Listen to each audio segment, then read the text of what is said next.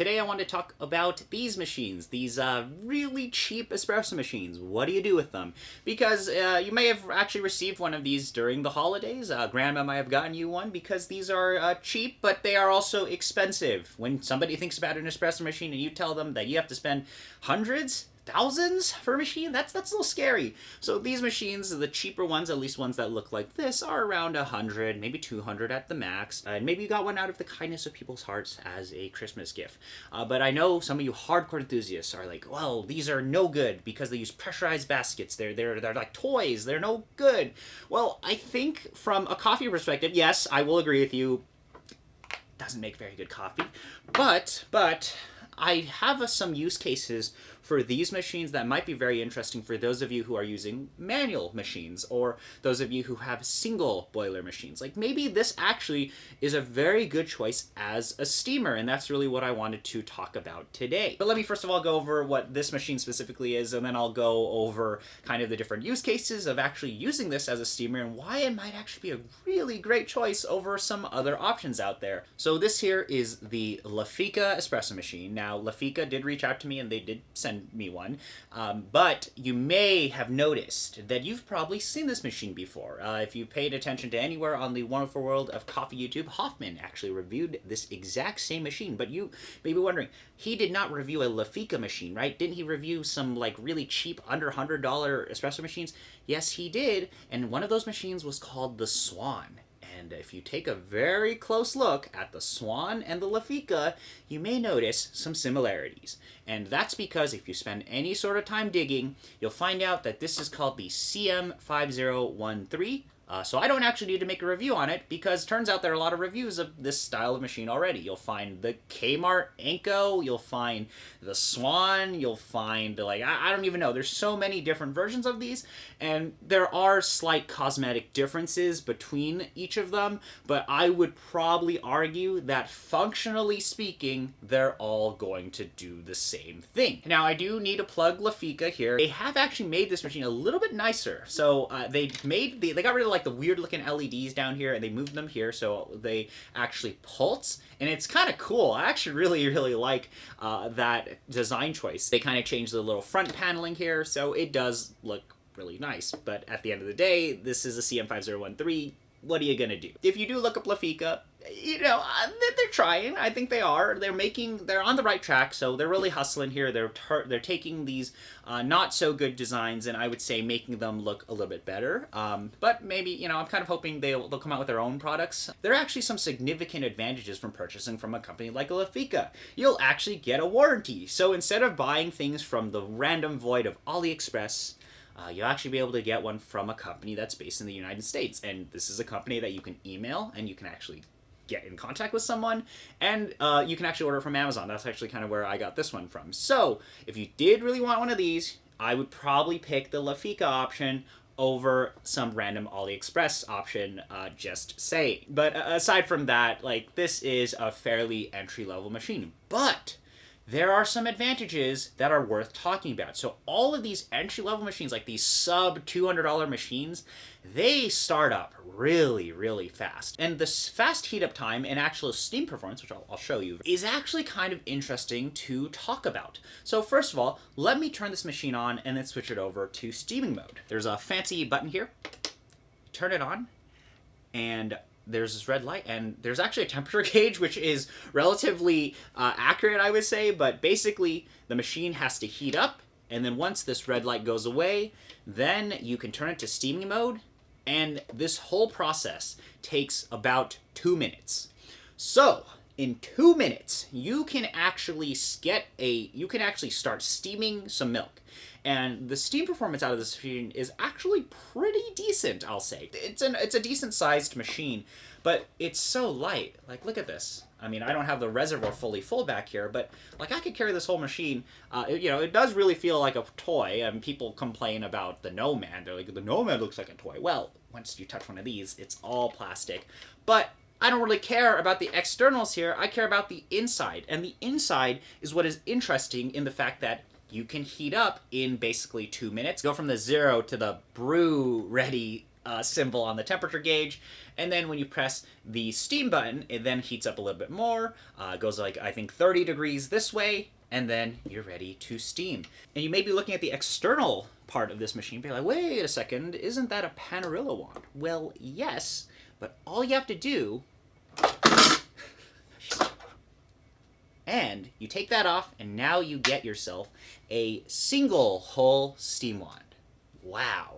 You hit the steam mode button, this white LED turns on. I do wish you were able to immediately jump into the steam mode, but to fully go from this stock brew-ish temperature where the little espresso coffee cups are to go closer, they apparently do not actually let you go all the way to the steam symbol down here. You can only go like 30 degrees or something, but it only takes like another 40 seconds to get there. And my machine, for some reason, has been dripping, but, you know, I don't really care here because we're not interested in the brew performance. I guess if you were really interested in hearing me talk about brew performance, I can do that in another video. I think I figured out how to get this pressurized portafilter or pressurized basket to taste any good, and that is pairing this with a $3,000 grinder, but that's a whole nother story here. So there we go. It gives us a little click, an additional click, and now you're ready to steam. I'm gonna go ahead and grab a picture and show you the steam performance. Let me actually just rotate the entire machine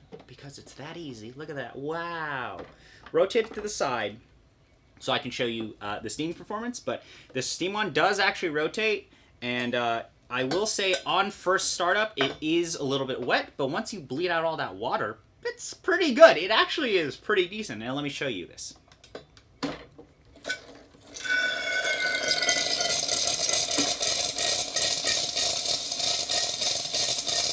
So I'm bleeding out all of the excess water. You're hearing kind of this pulsing sound.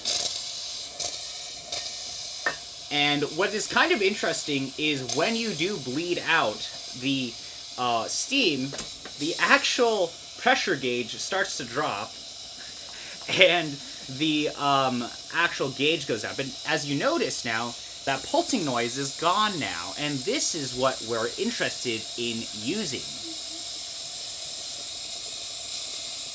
There is a fair amount of water that I'll just dispense into this drip tray steam, but look at how much water. That's a lot of water that you have to actually bleed out of the initial system. Once you do, this steam is actually pretty competent. So that's pretty good. That is basically on par with, I would say, my La Pavoni, and I would even argue something like a Gaja Classic. And what's cool about this is it's much faster to recover temperature. This thing, because it's probably got a tiny little thermoblock or something in it, it is super, super quick to recover temperature. Decent steam performance. And I would argue this is pretty dry. Like this steam here, I don't know if you're gonna be able to see this, but this steam here is pretty dry, all things considered. It's not shooting out a crazy amount of water like on actually some single boiler machines. But let me now make a drink. I'll pull a shot and then I'll steam the milk on this machine and I'll pour hopefully a really nice looking cappuccino. And then I'll talk about why I picked this over some alternatives and what those alternatives might be, especially if you're just looking for a standalone steaming type of unit for not a lot of money. But let me go ahead and pull a shot with a manual machine, because that's really what I think you should pair this machine with. And I'm going to be pairing this machine here with the Kazak Rota 2. I'll be making a review video of the Kazak Rota 2. But basically, this is kind of similar to some other machines you may have seen on the market, like the Aram as well as the Rasa PG, one of the Rasa machines. However, there are some significant advantages of this machine in that there is a pressure gauge as well as an actual water valve, which I'll be covering in the full review. All right, so I got the Kazak Rota 2 set up. And what I'm going to do is I'm just going to pull a shot. Preheat it off camera. Going to let the water through. And going to begin pulling some espresso. Going to aim for a pretty standard, probably more chocolatey setup.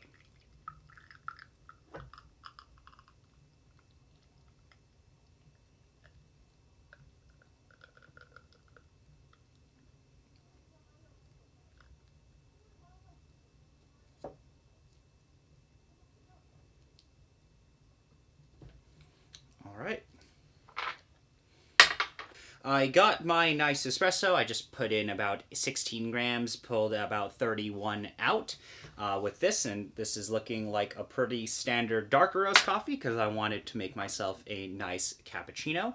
So let me set this machine to the side, and what I'm going to do now is I'm going to go ahead and steam some milk, and let's try to maybe pour a really nice looking cappuccino. So I'm using about, I would say, 6-ish ounce of milk. And what I would recommend is once you turn this machine on and set it to steaming mode, just double check that you're getting rid of a lot of this excess water. So just run it a little. You'll notice that there was a stream of water there, and you just want to bleed that all out.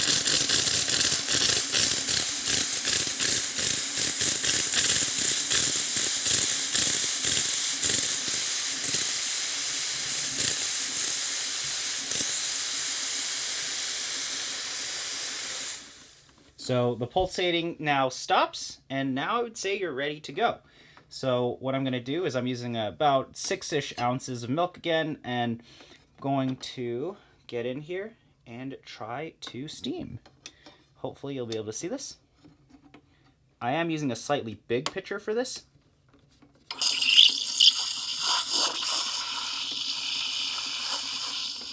I definitely introduced a fair amount of foam there. And now I'm just going to try to incorporate.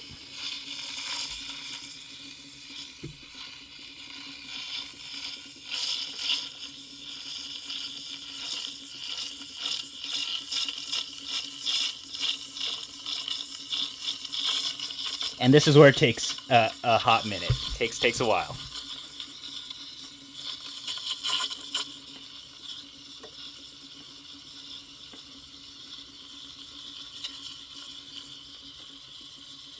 But I am getting a swirl, which is fascinating.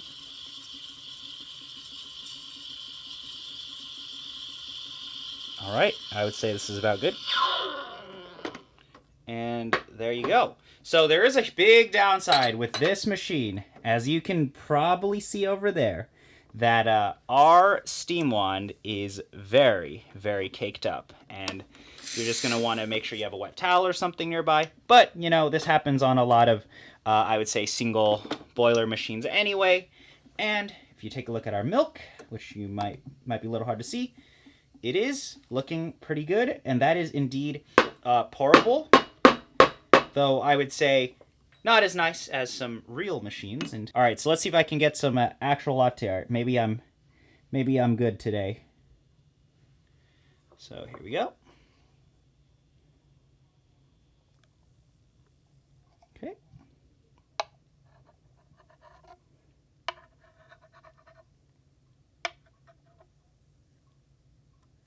All right. Not bad. Not my best work. But, you know, it is possible to pour decent-ish lattes with this. Or it could have gotten a more slightly thicker milk. But passable.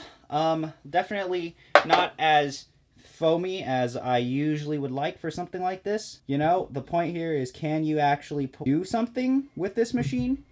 With this tiny little amazing steam wand? And yeah, you can. You can indeed steam milk. And that's the entire point I want to show off here. Yeah, I mean, it works. Not bad. Definitely could have did a better job at steaming, but, you know, I'm not a crazy latte artist.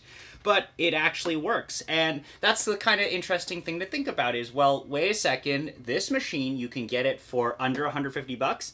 And if you look at the right places, you can get this machine for like 50. Now, let me talk about like the alternative to this, like why I actually pick this over other options, especially if you use a manual machine. Now, there is another option, which is this, the Nanofoamer. So, Nanofoamer, let's quickly talk about why this is better than this and where this is better than this. So basically the Nanofoamer, for those of you who don't know, is probably the best frother. So how it works is you have these different types of screens and you take heated milk that you heat in the microwave from the induction oven, put it into a pitcher, and you froth. So This actually is, in terms of quality, is much better than, I would argue, machines until you hit like $2,500. This actually, the quality of foam that I'm getting out of these screens is insanely good, and the simple reason why is because it doesn't introduce any sort of water. Like, there's no worry of, oh, your machine is introducing water into the milk, it's not dry. Like, this is just the way it is, and you foam by introducing air using the screen. Issue is, and a lot of people complain about this and why they look at things like this, is they tried this workflow out where you gotta heat up milk in the microwave on the induction oven in a glass container. You then have to transfer all of that into a pitcher, and then you do this, and then you gotta clean everything up. That's a container to heat, that's a container that you have to clean, then that's another pitcher that you have to do. It's like a lot of work, and the quality that you can get is much better than what any of these can do, to be honest. But it's annoying because it doesn't heat the milk. Like, if you mess up heating the milk in the microwave, you don't have your microwave timings down, then your result isn't going to be the same. Whereas with something like this, you can just keep steaming to increase the temperature to get the drink and to get the correct froth, get whatever you're trying to do. You can do it. It's going to take a while, but you can just, the temperature only goes up and doesn't go down. So that's where really this advantage of getting a separate machine for steaming if you're using a manual setup makes sense. Where this still makes sense though is for larger drinks. So I steamed about 6 ounces of milk. It took me around a minute to do. It is a very, very slow process, but I eventually got there, and if I had a larger pitcher, if I had more milk, I could probably do it. You could, you see the steam temp literally keep dropping and dropping, but at the end of the day, you're still getting a swirl, and you're still getting incorporation, and your steam, the heat of your milk is still increasing, which is what you want when you're steaming for latte art. But if I were doing, say, multiple lattes, if I was doing a ton of milk, it might make sense to actually just microwave all of that and then do your foaming using the Nanofoamer, because this is much faster and this is much easier to use for those large batches of back-to-back drinks, where this is going to kind of fall apart. This is going to largely depend on what you are trying to accomplish. I think for me, I'm doing single drinks here. This is much easier for me to use because I can just do every single thing in one pitcher. I don't have to bring out all these containers, and then, like, there are people who are like, oh, well, I could get an induction oven and then stick the stock one and heat it up on the pitcher. But it's like, that's so much effort. I just want to heat the milk up and steam it at the same time. I don't really want to wash 3 different things. Like, you have to wash the glass that you microwave in, you have to wash the pitcher, and you have to wash the Nanofoamer. That's a lot of effort, and I don't want to do that. So for me, I'll take the compromise here in the quality of milk, because honestly, the quality of milk coming out of this, at least steaming, once you get the technique down, it's good enough. I would say for a lot of people, if you're considering something like this anyway as a stopgap from a real machine that has really good steam, this is going to give you pretty good results. And on top of this, if it's your first time steaming, it's kind of probably a good idea to go with something that has not a lot of steam, because you'll get the hang of it. This will actually allow you to understand milk steaming, and it's only, what, $100, $150 at most, and that's kind of something interesting to think about. Now, aside from actually using something like a Nanofoamer as an alternative, another alternative for this machine is just buy a Breville Bambino or Bambino Plus. The reason why I don't have a Bambino or Bambino Plus is, well, they're not in stock right now where I'm at, and second of all, they're much more expensive. Although you can find Bambinos for like maybe $200 USD used, and at that point, I would probably get one of those, unless you could find a CM5013 for really, really cheap. Aside from that, the advantages that the Bambino Plus has at least gets you even faster heat up than this, and I would probably argue the steam coming out of the Bambino Plus is going to be much better than something like this. But you can find some of these for like under $100, so that's something to seriously consider. if you wanted something just to use for steaming on the side with your manual machine. You're getting decent enough milk that works perfectly fine for latte art, and if you're a beginner, it might actually make sense to go with something like this because it doesn't actually steam very, very fast, and you can learn a lot about steaming techniques using this machine, and you just don't have to deal with all this weird stuff with something like a standalone manual steamer like this, where you can just do it all in one container, which is a huge advantage in my opinion. And also, this thing is really, really cheap, and it heats up very, very fast, and the steam quality is pretty decent. So that's all I wanted to show off today. Thank you for spending the time to watch the video. If you have any questions, please let me know. This was totally done for fun. I don't really know what I'm gonna do with this machine. Actually, if you're still here, if you've watched Hoffman's video on cheap espresso machines, this is the same thing as the Swan. This is actually a 51mm basket in here, and it's a pressurized basket.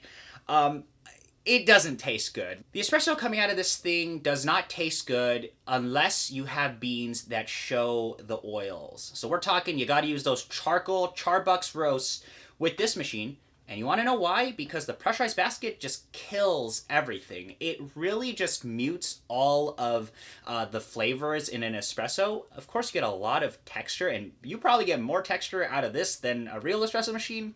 However, I kind of want to actually taste what coffee tastes like, so that's why I'm recommending, if you do actually pull a shot and you use a Charbucks roast, you use a really dark roast, there's nothing there anyway that you need to extract, and you kind of want the high texture anyway, so by itself should probably taste okay. But in milk, it's actually pretty decent, and I've been kind of pulling a few different shots here using some of these more traditional roasts, and I've been steaming the milk using this machine, and I've actually had pretty okay results, which is fascinating. So I didn't even need to actually pull the espresso here for this example with this Kazak machine. I could have just pulled it out of this guy and actually steamed. Honestly, if you're just looking to just make like caps and lattes, you can do it with this. As long as you take the Panarello wand off, you can have actually a pretty decent time. Although I would probably not use anything that is light with this, even medium dark. Medium dark is pushing it, I would say. If you want to just drink texture and dark gross stuff, this is not too bad of a choice. If you're interested, I might also make a video talking about using this thing with like a Monolith Max. I have gotten, like, you gotta really push the quality of grinder here to compensate for the basket here. You gotta pull some like weird long ratio stuff, and you're able to get like a decent-ish tasting espresso out of this machine, which is hilarious, and I got this for the memes. But yeah, if you're still around, thank you for spending the time to watch the video, and Lafeeca, if you're watching, thank you for sending this machine to me. I hope this is what you guys were looking for, so thank you for spending the time again, and I'll see you around.